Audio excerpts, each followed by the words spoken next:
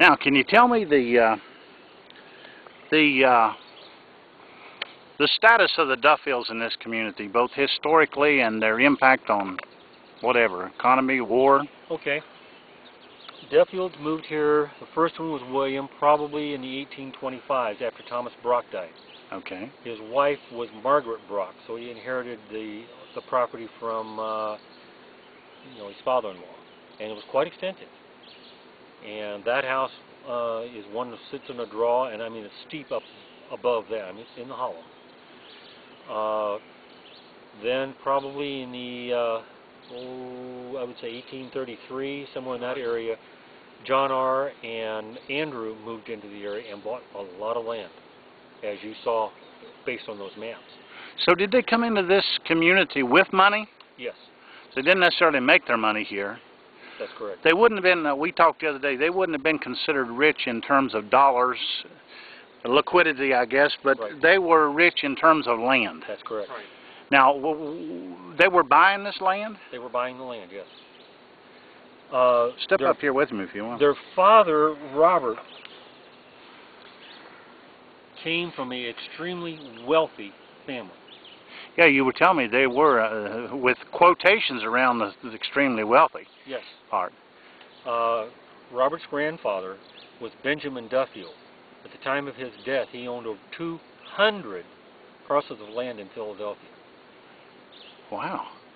Well, yeah. how did they attain that status? I mean, were they? He was a hard worker. Okay. Hard worker. Also, he owned a large estate at Snow Hill, Maryland, called Benefield. We're talking thousands of acres of land there. Yeah. He also owned another estate called Moreland at Harrisburg, Pennsylvania. This was huge because during the American Revolution, several things that he was doing, it was against the law to weave your own cloth. I didn't know that. It had to be processed in England and the finished goods sent back to America.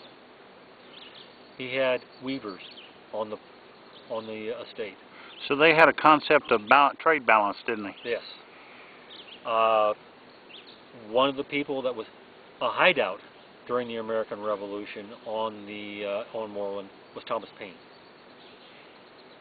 All right. Give me liberty or give me death. And that would have been Philadelphia, where he would have been hiding out? In Harrisburg. In Harrisburg. In Harrisburg. Okay. So they were definitely on the American side when it came to their sympathies. There is a surviving letter from Thomas Jefferson stating that the first meeting for independence that he ever attended was in the home of Benjamin Duffield.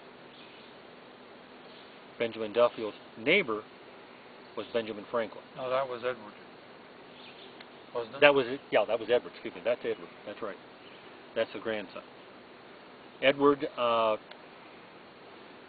his involvement, he was a surgeon. He was in charge of the hospital at Reading, Pennsylvania, which was the largest hospital at that time in the U.S. He was thrown in prison several times because he was, for the American Revolution. Ironically, it was his money that built the prison.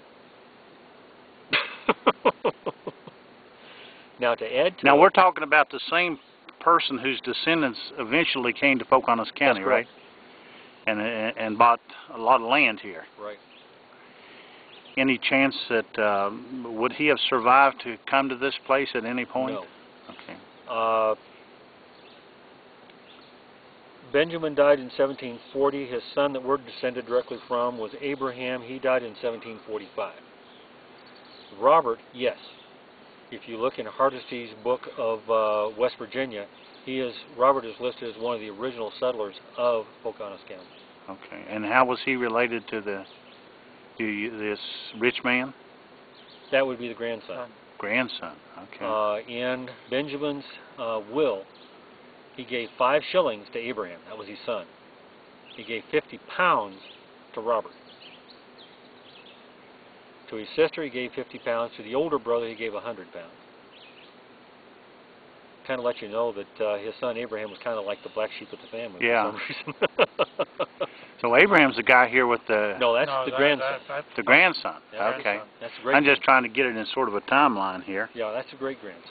All right, let's ask you about this community here. Okay. You say the Duffields were involved with Hamlin Chapel, That's correct. right. and to what extent were they involved in that? The Hamlin Chapel sits on 1 acre of land that was donated by John R. All right. During 1836 and 37 is when they built the chapel. It was named the Hamlin Chapel in honor of John R.'s oldest son, Hamilton. Okay, I never knew born that. in 1837.